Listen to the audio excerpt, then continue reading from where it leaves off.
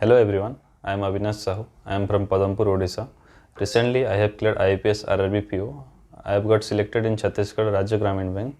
This was my third attempt, and previously I could not clear bank exam by very few marks.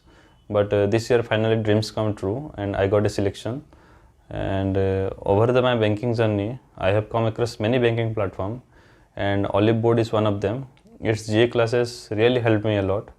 And especially the TNS series and the marathon classes, they help me in revision.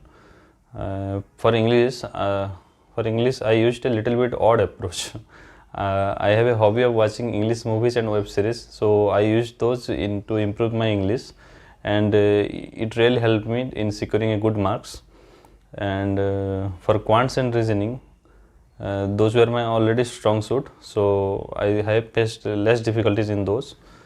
And the most important part of for a banking experience is the mock test. And so while searching for a mock test, one of my friends suggested me the Oliveboard, so I took it, and it was a great help for me. And for interview also, I purchased the Oliveboard personalized interview batch, and I got 72 marks in interview. And at last, I would suggest you to focus on your weakness and keep working on it, and which will eventually get you the selection.